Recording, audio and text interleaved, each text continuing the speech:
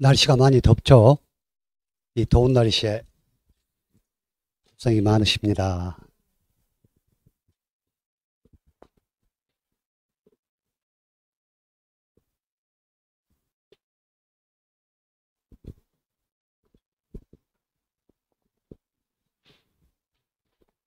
오늘부터 매주 4주간 매주 토요일 날 여러분들하고 일과목 정리를 하려고 특강 시간을 잡았거든요. 우리 시험이 지금 1과목과 2과목으로 나뉘는데요.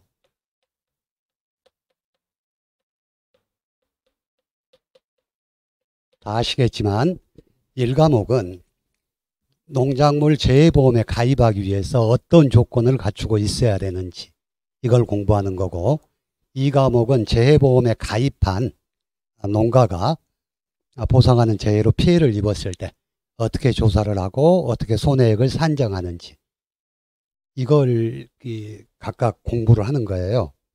그러다 보니까 1과목은 대부분 이해를 해서 암기를 해야 되는 게 대부분이고, 2과목은 피해가 발생했을 때 이걸 어떻게 조사하고 보험금을 어떻게 산정하느냐, 이러다 보니까 2과목은 계산 문제가 주를 이루고요, 1과목은 이론적인 부분이 주가 되고 있어요.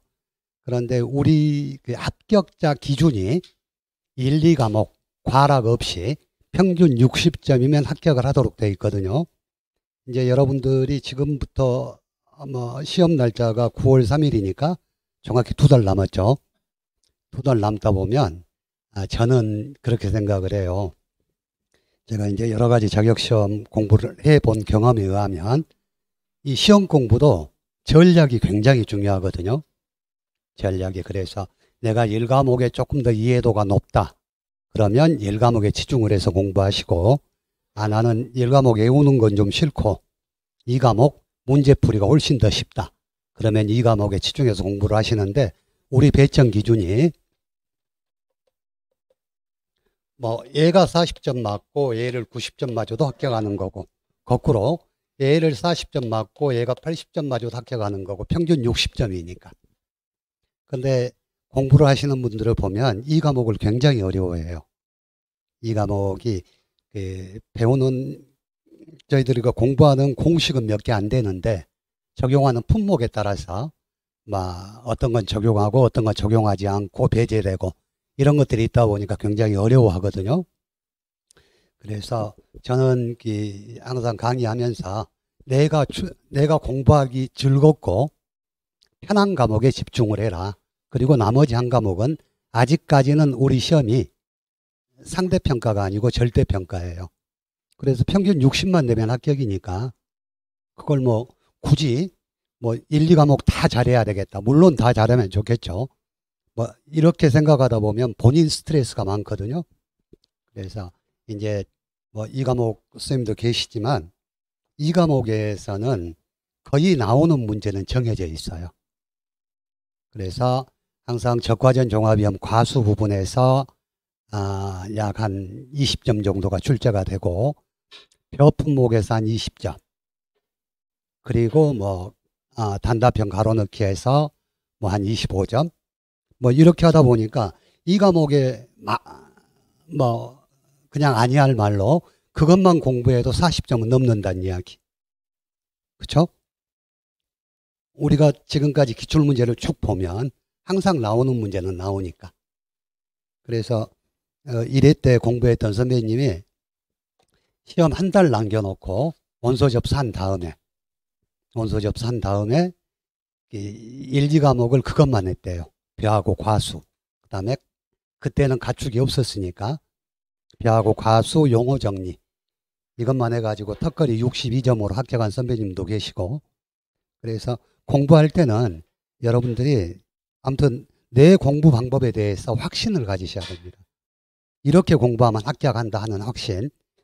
근데 공부하시면서 이거 내가 공부를 하고 있는 거야 안 하고 있는 거야, 이걸 또 어떻게 해야 돼 하고 하다 보면 이게 공부하는 것도 별로 재미도 없고 익숙해지지도 않고 그렇거든요. 그래서 제가 여러분들한테 부탁드리고 싶은 건 지금부터 4주간 3주 동안은 1과목에서 다뤄지고 있는 중요한 부분들은 거의 다 설명을 드릴 거예요. 그리고 나머지 마지막 주에 핵심 문제 100선이라 그랬는데 120문제를 뽑아가지고 수업을 하는데 아마 이 120문제 중에서 못 나와도 6, 7문제는 나올 거예요. 왜? 우리가 공부하는 손해평가사 시험이 국가자격시험인데 우리가 공부하는 이만큼 분량이 적은 시험도 없어요. 국가자격시험 책 2권 가지고 공부하는 시험 없잖아요. 가장 많이 수험생들이 도전한다는 공인 중개사도 책이 7권이에요. 그것도 이렇게 두꺼운 거.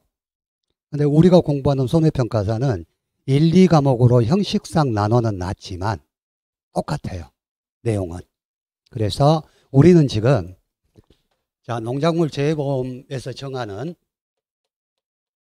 67개 품목만 공부하면 되거든요. 67개. 67개도 구분지어서 과수,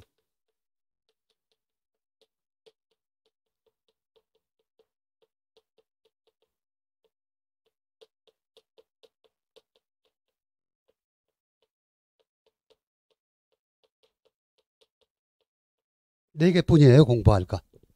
가수하고 밭작물하고 논작물하고 원예시설. 그래서 과수는 19개 품목인데 이것도 묶어 놓으면 4개로 나뉘어. 조가전 종합연방식, 수학전 종합연방식, 종합연방식, 과실 손해 방식 4가지로 나뉘고 밭작물이 아무튼 많은데 2개로 구분하면 돼요. 수확감사 보장 방식, 생산비 보장 방식. 그리고 논작물은 3개뿐이 없어. 벼밀보리. 그리고 원예시설은 우리 원예시설이 흔히 말하는 비닐하우스, 다음에 버섯재배사 이런 것들이거든요. 이거 4개에다가 플러스 가축재해보험 몽땅거리면 5개 품목만 우리가 공부하면 된다는 이야기예요. 그래서 아무튼 이 손해평가사 시험 제도가 어떻게 바뀔지는 모르겠는데 아직까지는 굉장히 접근하기 편한데 제가 강의를 하면서 항상 느끼는 게 너무 어렵게 접근들을 하세요. 공부를. 너무 어렵게 접근하다 보니까 우리가 물론 시험 방법이 익숙하지 않아요. 우리는 항상 객관식 시험에 익숙해져 있다 보니까 주관식 그러니까 어렵고 뭐 이러는 건데 이것은 많이 써보고 연습하면 충분히 극복할 수 있거든요. 그래서 지금부터 2달이 남았으니까 제가 이 앞부분에 약 한 50페이지 정도를 쭉 중요한 사항만 메모를 해놨어요. 물론 설명을 곁들여서 강의를 할 건데 이것만 외우셔도 1과목 80점은 충분합니다. 그래서 여러분들하고 같이 공부를 하는데 물론 2과목도 중요하지만 고득점을 위해서는 합격을 위해서는 1과목 고득점이 중요하다 하는 거 생각을 하시고요. 같이 공부를 하시게요. 제가 이 동네 사람이 아니라 저는 랜드산 백운점에서 손해평가 이론 과목 1과목을 담당하고 있는 이동현입니다. 여러분들하고 오늘부터 4주간 수업을 시작을 할 텐데 우선 여러분들이 받으신 유인물 용어의 정의부터 시작을 하겠습니다.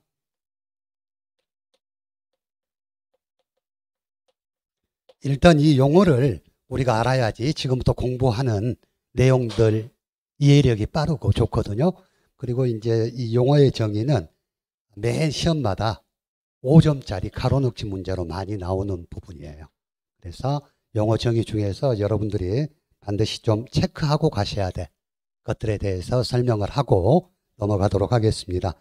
일단 첫 번째 농업재해 그러는데 우리 현재 농작물 재해보험은 우리가 기르는 농작물이나 나무나 또는 온해시설이나 그리고 가축을 대상으로 하는데 작년도에 법이 개정돼 가지고 어업까지 손해평가 품목으로 들어왔어요. 근데 아직은 아직은 손해평가사가 다루는 일이 아니라 시험 범위에는 반영이 안 돼 있습니다. 이게 아마 내년이나 내후년쯤이면 또 어업도 가축같이 시험 범위에 들어올 수도 있어요. 일단 농어업재해는 그런 재해를 말한다는 거. 그리고 우리가 공부하는 농어업재해보험. 그것은 농어업재해로 농작물이나 가축에 발생하는 피해를 보상하기 위한 보험이고요. 자, 보험 가입 금액은 밑줄 쳐놓으시고, 자, 보험 가입 금액이라는 건 농작물 재해보험에서 보험자가, 즉 회사가 계약자에게 보상할 수 있는 최대액이거든요. 그래서 저게 보면 손해가 발생한 경우에 보험에서 최대로 보상할 수 있는 한도액이다 이렇게 했어요. 그래서 이 보험 가입 금액이라는 것은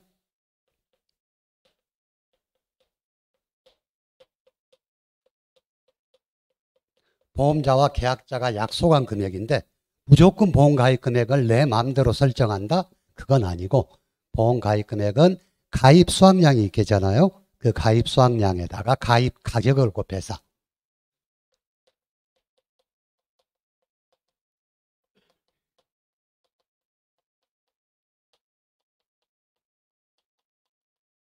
그래서 가입 수확량의 가입 가격을 곱해서 결정된다는 거.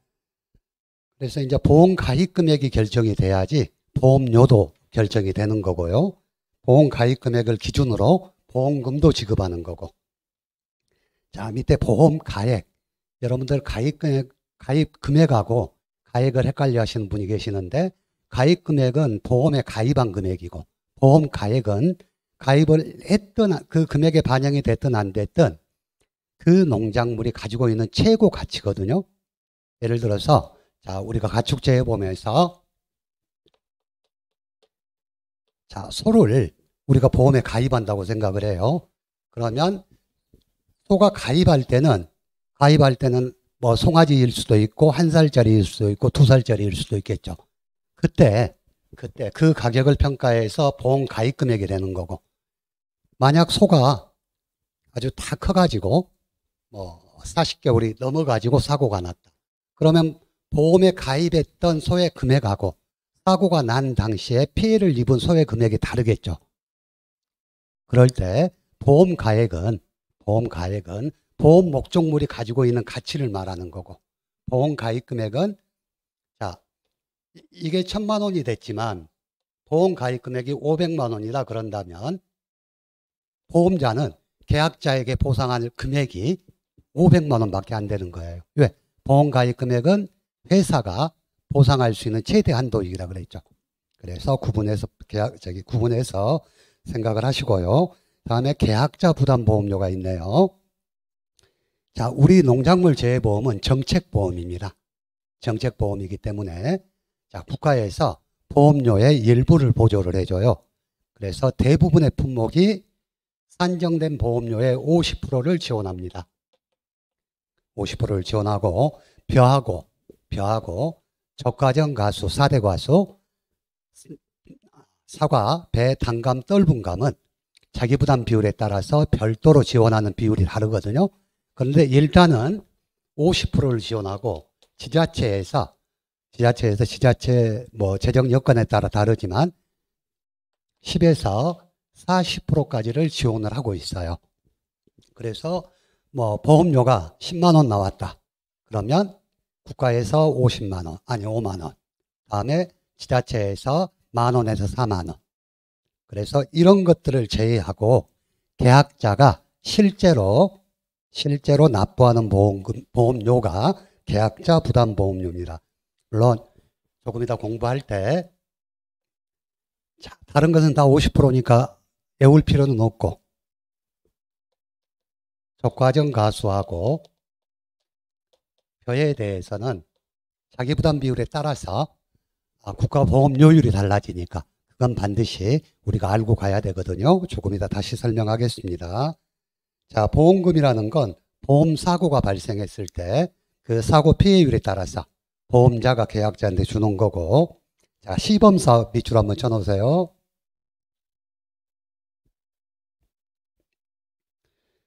자, 농작물 재해보험을 시작할 때 지금같이 67개 품목으로 시작한 건 아니에요.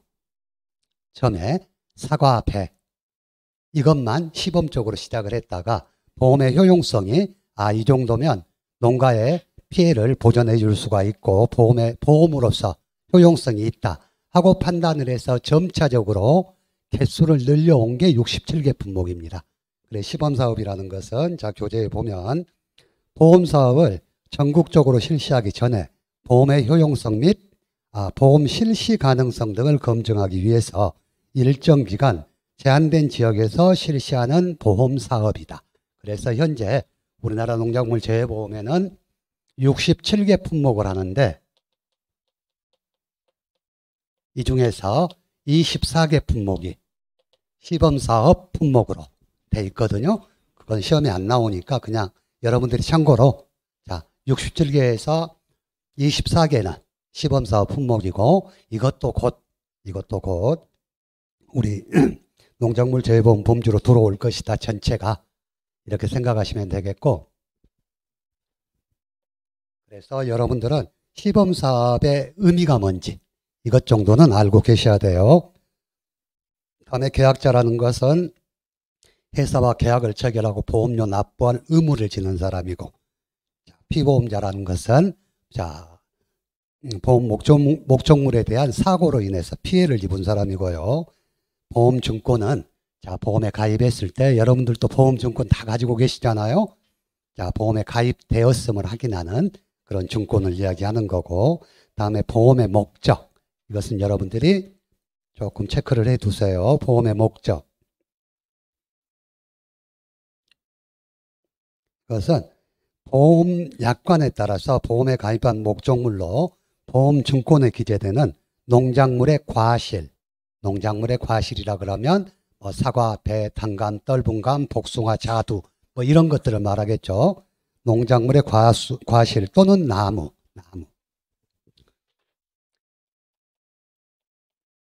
다음에 다시 설명드리는데 우리가 아까 제가 과수 품목이 19개 품목이라고 그랬잖아요. 19개 품목 중에서 나무도 특약으로 보장하는 품목이 13개 품목이 있어요. 조금 이따가 다시 공부하도록 하고 일단 과수 품목 중 나무도 보험의 목적이 될 수 있다는 거 그리고 시설 작물 재배용 농업용 시설물 그냥 간단하게 하우스라고 해놓으면 될 건데 왜 이렇게 어렵게 해놨는가 모르겠어. 자, 시설 작물 재배용 농업용 시설물이라는 건 쉽게 말해서 우리가 저기 시골 가다 보면 하우스 많이 있죠. 그런 비닐하우스라든가 이런 것들을 말하는데 앞에가 시설 작물 재배용이라는 게 붙었네.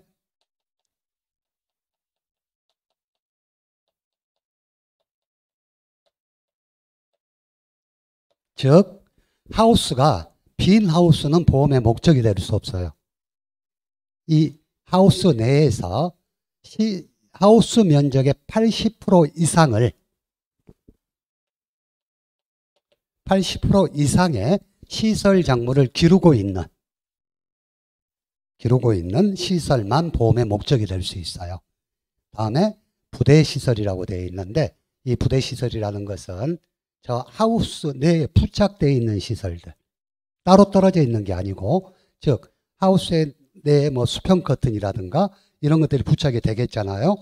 그것이 부대시설이고 선별기라든가 냉온풍기라든가 냉장고라든가 이런 것들은 보험의 목적이 될 수 없다는 거 나중에 다시 설명합니다. 자, 다음에 농지는 제일 중요한 게 필지와 관계없이 실제 경작하는 단위입니다.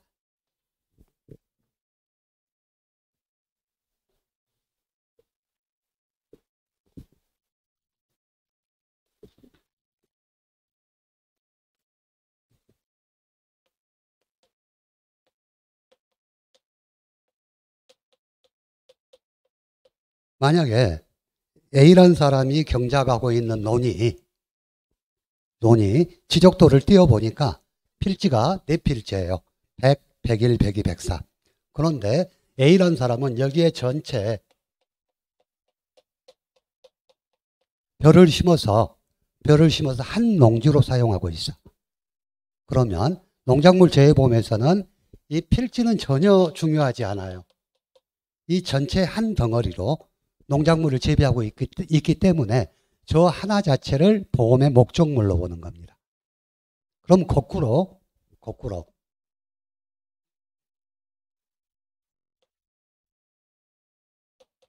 이 100번지라는 큰 땅덩어리에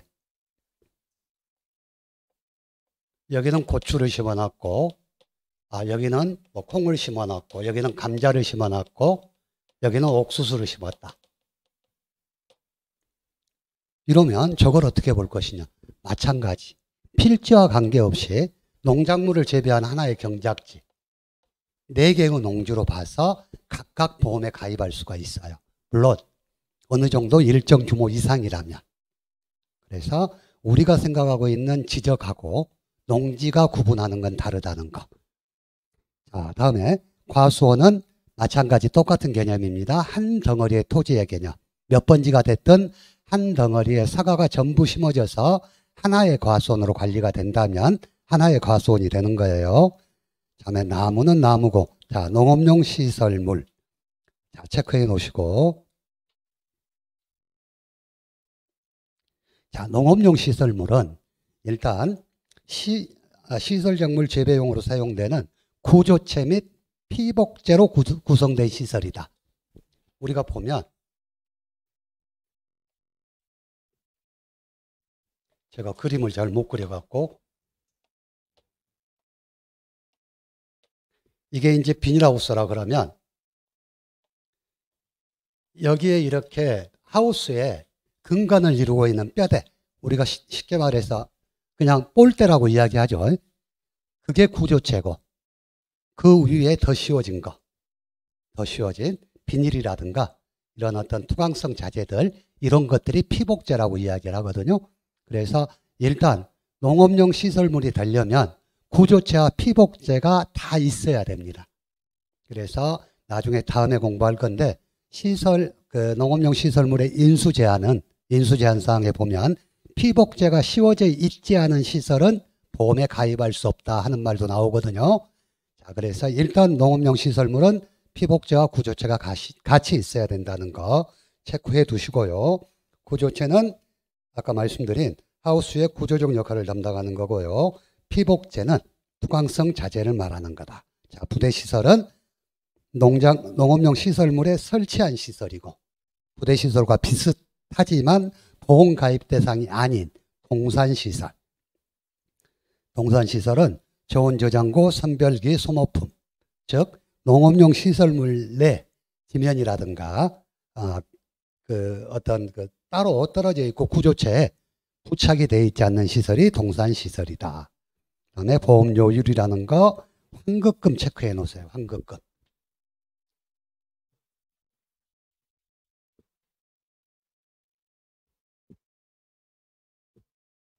자, 농작물 재해보험에 가입을 했어요.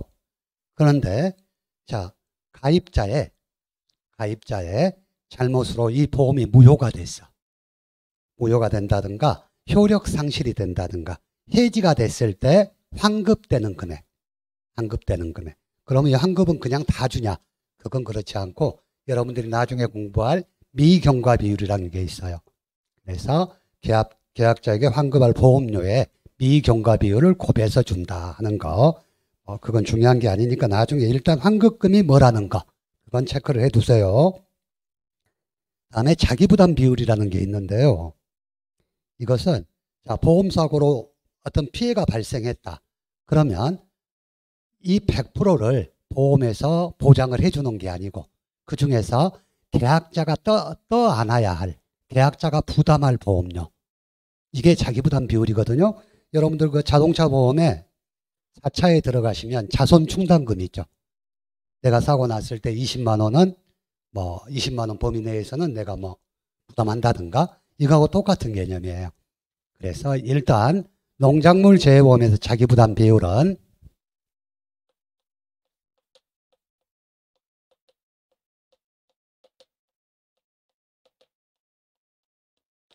10%, 15%, 20%, 30%, 40%가 있어요. 그래서 만약에 사고에 의한 피해율이 자기부담 비율 미만의 사고라면 보험금 지급이 되지 않습니다. 그래서 보시면 자기부담 비율은 보험사고로 인하여 발생한 손해에 대하여 보험 가입자가 부담하는 일정 비율로 보험 가입 금액에 대한 비율이다. 보험 가입 금액에 대한 비율이다 하는 거 체크해 주시고, 자, 보험사고는 자, 중요한 거 밑에 우연한 사고라는 거. 보험금 지급을 약정한 우연한 사고. 우연한 사고가 보험의 목적이 되는 거지 필연적인 사고는 보험의 목적이 될 수가 없겠죠.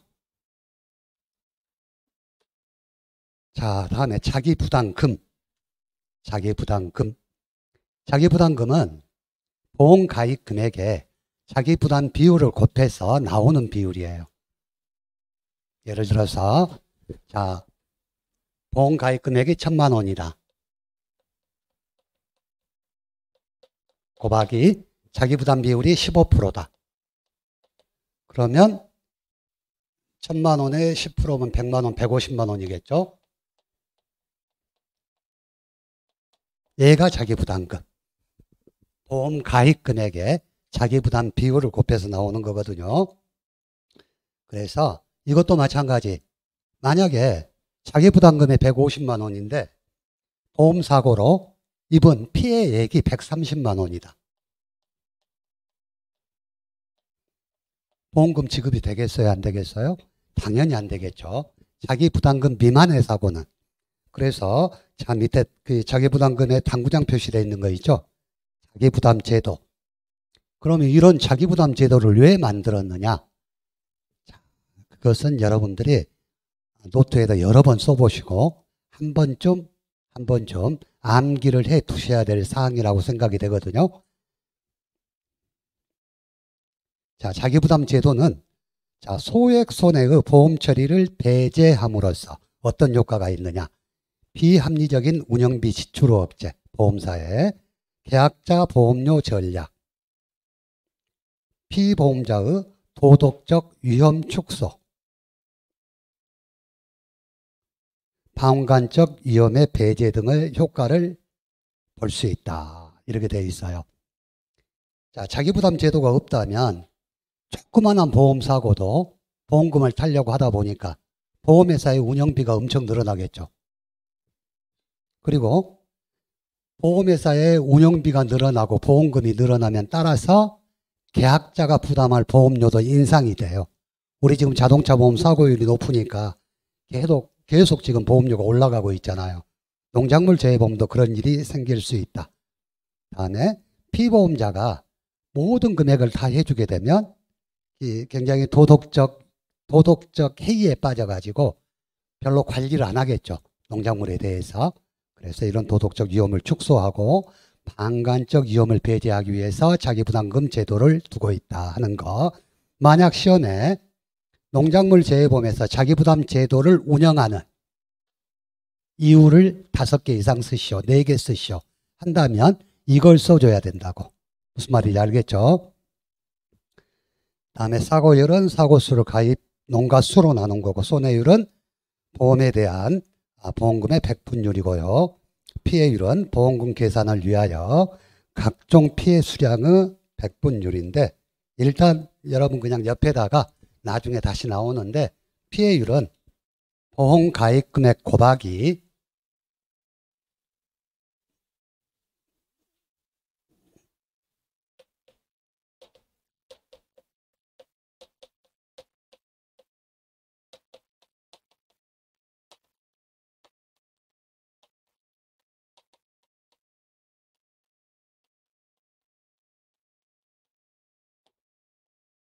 자, 여기에서 나오는 게 피해율이에요.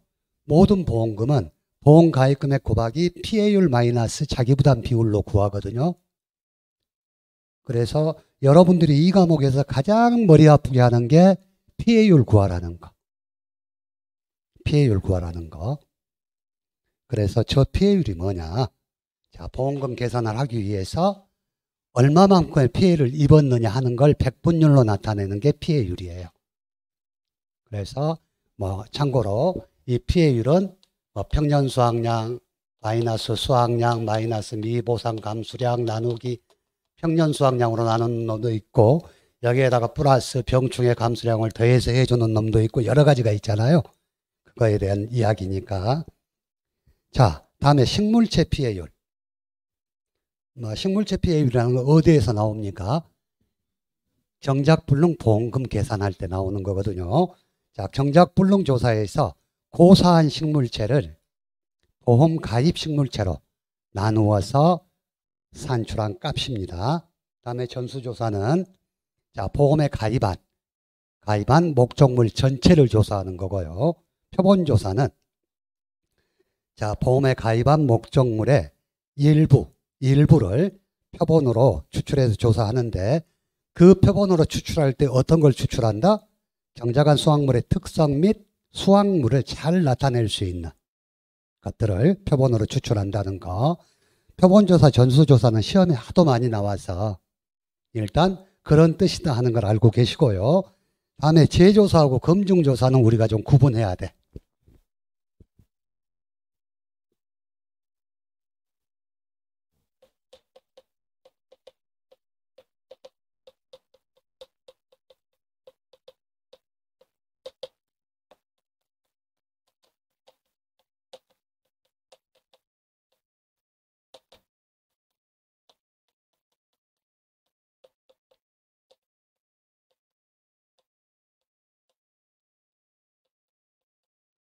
일단 재조사와 검증조사가 있는데요.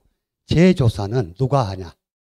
자, 이번에 손해평가를 담당했던 손해평가반이 아닌 다른 손해평가반이 조사하는 게 재조사고, 검증조사는 재보험 사업자가 하는 게 검증조사예요. 왜 하느냐? 왜? 재조사는 손해평가가 잘못되었다고 자, 보험 가입자가 민원을 제기했을 때 하는 거고, 검증조사는 손해평가반이 조사한 조사가 과연 적정한가 하는 걸 확인하기 위해서 하는 조사예요. 그래서 자, 재조사 봅니다. 재조사는 보험 가입자가 손해평가반의 손해평가 결과에 대하여 설명 통지를 받은 날로부터 며칠 이내? 7일 이내 손해평가가 잘못되었음을 증빙하는 서류라든가 사진을 제출하면 재보험 사업자는 다른 손해평가반으로 하여금 재조사를 하라고 할 수가 있는 거고요. 검증조사는 민원이 있어서 하는 게 아니고 손해평가반이 실시한 손해평가 결과가 제대로 되어 있는지 확인하기 위해서 보험 목적물 중에서 일정 수를 추출해서 검증해 보는 거. 이제 손해평가사가 자, 지금 저가우차가수 조사 기간이거든요. 조사를 나가면 이런 리본이 있어요. 그러면 여기에 조사자, 평가사 이름, 다음에 조사 결과, 날짜, 이름. 그러면 자, 회사에서 나가서 그 농지에 있는 전체 나무를 다 보는 게 아니라 그 중에서 자, 이제 손해평가사가 조사를 해가지고 평가 결과를 보고를 하겠잖아요. 근데 이제 회사에서 보다 보니까 이거 너무 다간 것 같다, 너무 후한 것 같다 하고 느껴지는 것들, 민원은 없지만 그런 것들만 검증조사 타켓으로 잡아가지고 들어갑니다. 그래서 검증조사에서 조사가 잘못됐다 그러면 다시 조사하고 조사자한테는 페널티를 주고, 그래서 일단 재조사는 계약자의 민원으로 다시 하는 거고, 검증조사는 회사에서 임의로 일정 수를 추출해서 하는 거다. 일단 구분해서 알고 계시고요. 자, 다음에 평년 수확량. 이것은 평년 수확량 제일 뒤에 기대되는 수확량에다만 밑줄을 그어 놓으세요.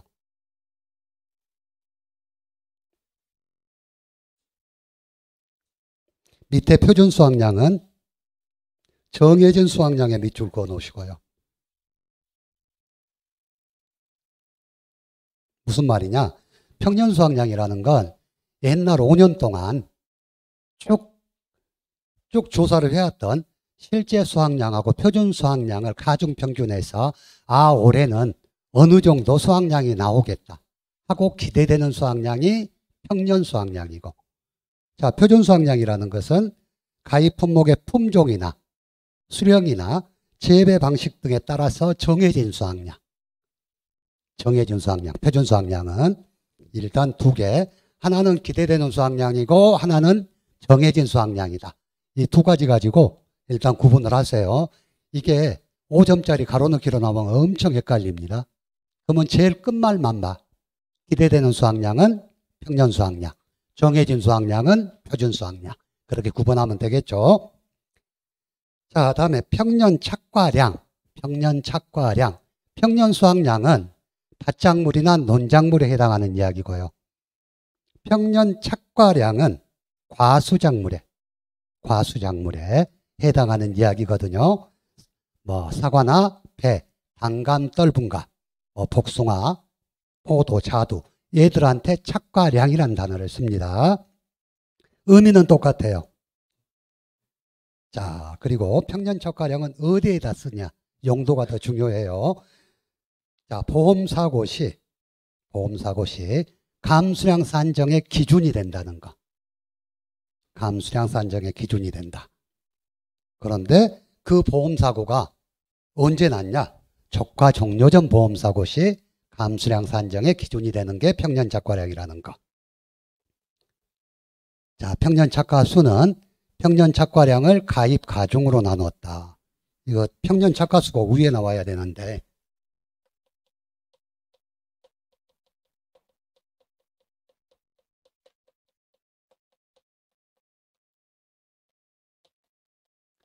자, 쉽게 말해서 이 농지의 평년 착과수가 5만 개다.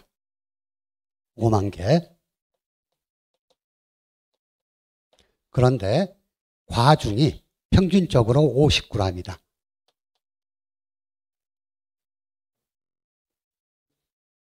500g이다. 500g 너무 큰가요? 그러면 사과 하나에 몇 g 정도 나와요? 한 200g 나오죠? 그 정도는 될 거야. 200g이다. 그러면 0.2kg. 이렇게 하면 량이 나와요. 량이.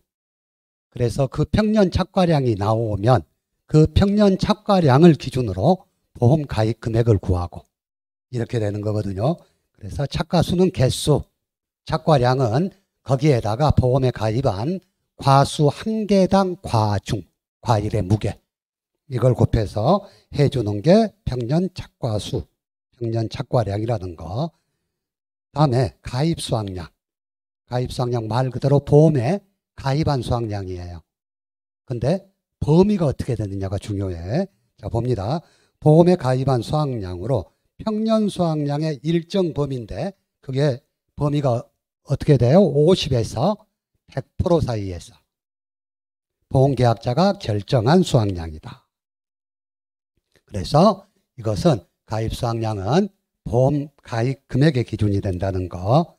가입 가중은 과실 한 개당 평균 무게고요. 기준 착과수.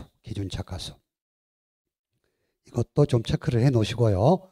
보험금 산정을 위해 가수원별로 정한 기준 과실수입니다. 기준 과실수. 자, 그렇게 알고 계시고, 자, 기준 수확량은 기준 착과수에 가입 가중을 곱한 거. 저가 후 착과수. 지금 저가 후 착과수 조사 기간이에요. 그래서 저가라는 건 뭐냐면 해거리를 방지한다거나 아니면 안정적인 수확을 위해서 가지에 달린 그 과일 그 유과들 있죠. 그것들 중에서 아주 문제가 있고 보니까 성과가 돼도 별로 득이 안 될 만한 것들, 그리고 해거리가 있었다면 해거리를 방지하기 위해서 약한 과실들을 다 따주거든요. 그걸 저가라고 그래요. 그래서 저가 후 착과수라는 건 저가하고 나서 나무에 얼마나 과실이 달려 있느냐. 그게 저가 후 착과수인데 보통 자 사과와 배는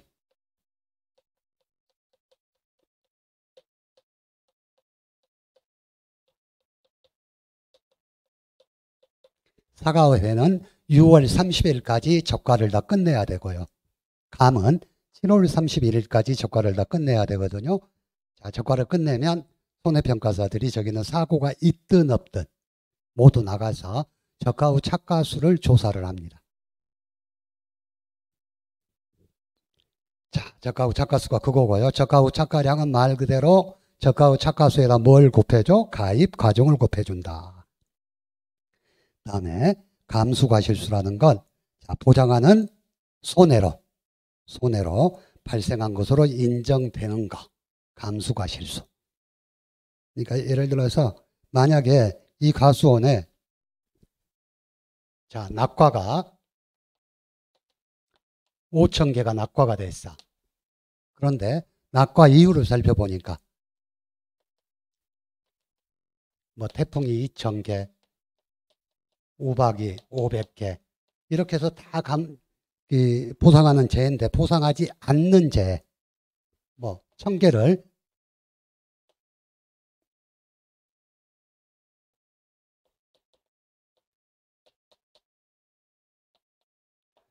뭐 절도로 누가 와서 1,000개를 따가 버렸다. 그러면 절도는 우리 농작물 재해보면 보상하는 항목이 없잖아요. 그래서 이런 것들은 보상 않고 이렇게 보상하는 재해, 즉 우리가 농작물 재해보험에서 여러분들 공부를 많이 하셨겠지만 적하 후 착과수에서 보상하는 건 태풍, 우박, 집중호우, 지진, 화재, 가을 동상의 일소 피해잖아요. 그걸로 인해서 떨어진 걸 감수과실수라고 합니다. 감수량은 감수과실수에 가입과정을 곱한 거고요. 그 다음에 평년결실수, 평년결과모지수 나오는데 이건 OD 품목에 적용되는 건데 그냥 넘어가게요. 똑같은 말인데 OD에 적용되다 보니까 그게 왜 저기 교재에 앞부분으로 빼놨는지는 모르겠는데 의미는 똑같습니다. 하지만 결실수라는 거. 자, 여러분 공부 많이 하셨죠? 자, OD의 보험기간이 언제부터 언제까지입니까? OD. 자, 시작하는 날이 개체일 24시부터. 종기가 언제? 5월 말일인데 5월 말일. 다른 건 다 수확기 종료 시점이에요. 네? 유자는 수확 개시 시점이고 얘는 그 시점이 뭐냐고.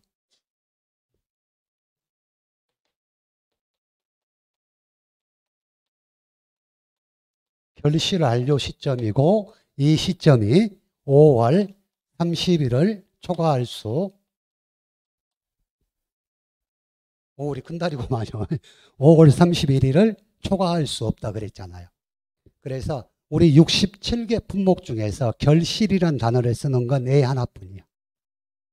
그래서 여기에도 뭐 평년 결실수, 뭐 평년 결과모지수 하는데 실질적으로 OD 계약자가 그렇게 많지 않아요.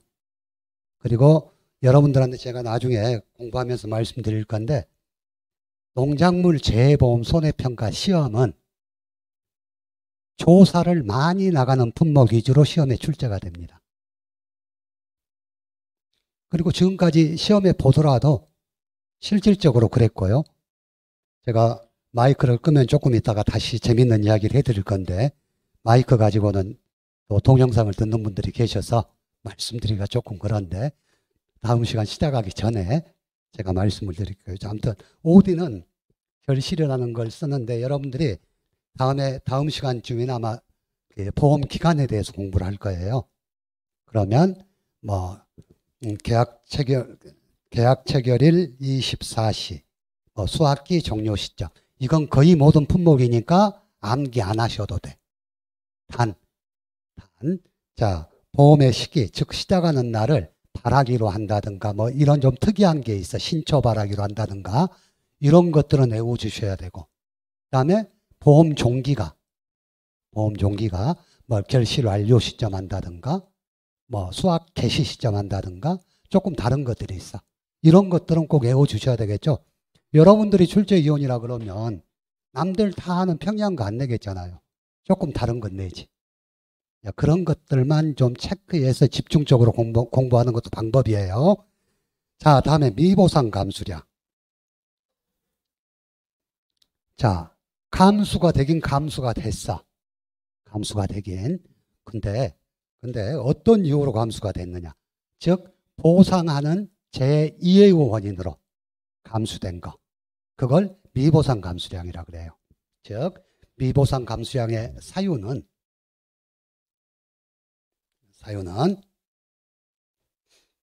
자, 뭐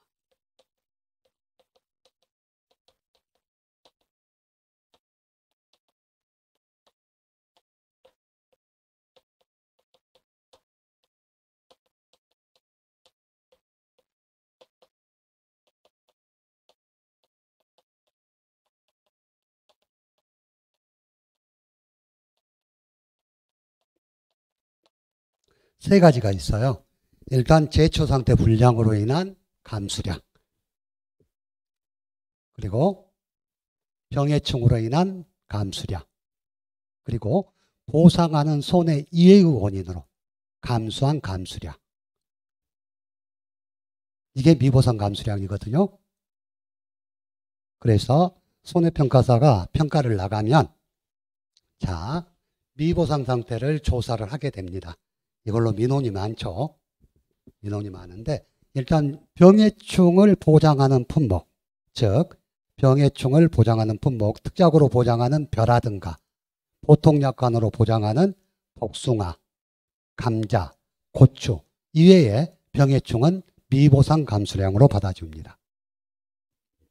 미보상 감수량의 이유 저 세 가지라는 거.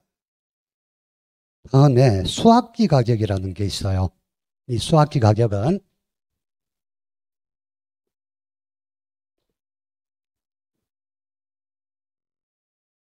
그 밑에 하나, 둘, 셋, 넷, 다섯 번째 기준 가격이 있죠.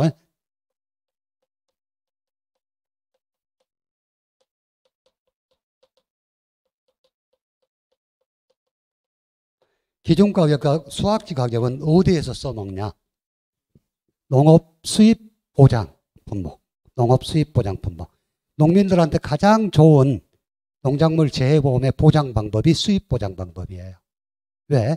자, 수확감소 보장은 재해가 있어서 농작물에 피해가 있었을 때 보장을 해주는 것인데 반해서 농업 수입 보장은 재해가 없더라도 수확기 가격이 기준 가격보다 하락이 되어서 발생한 피해까지 보장해 주는 게 농업 수입 보장 품목이거든요.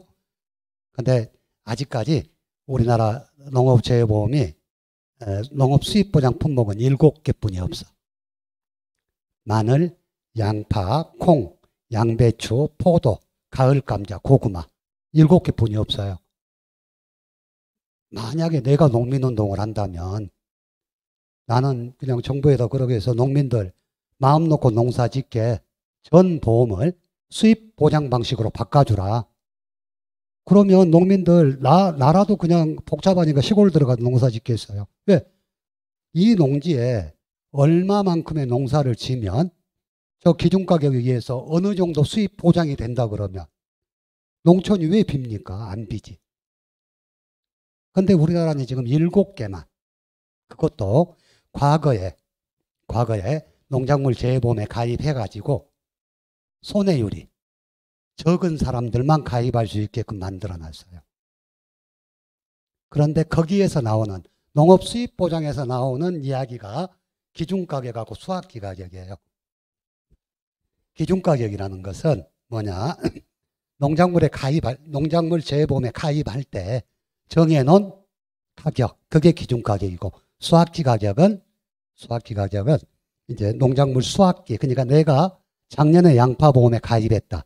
그럴 때는 기준가격으로 가입을 하는 거고 수확기 가격이란 올해 내가 양파를 수확할 때 정해진 가격이다. 올림픽 평균가격, 농가 수치비율 이것은 제가 여러분들한테 나중에 농업 수입 보장에 대해서 말씀드릴 때 이야기를 해드리려고 하는 건데, 일단 기준가격과 수확지 가격을 정할 때 올림픽 평균값하고 농가 수치 비율이라는 단어가 나옵니다. 올림픽 평균값은 뭐냐?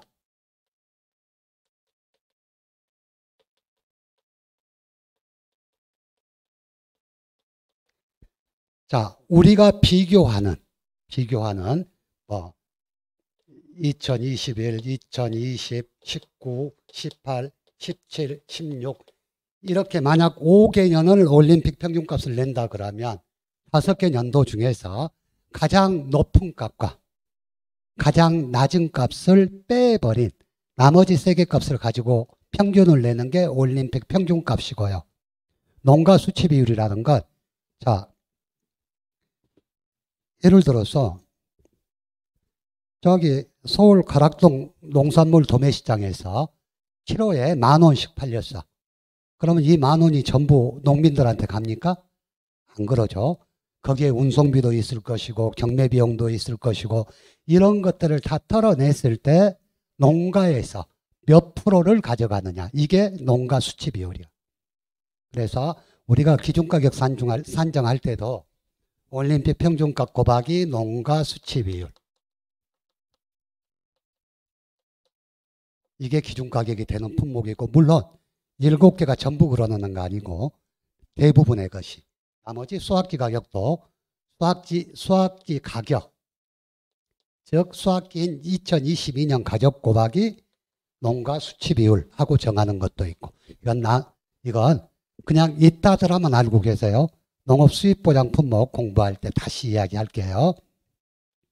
자, 잠깐 쉬었다가 10분만 쉬었다가 생산비부터 다시 하겠습니다.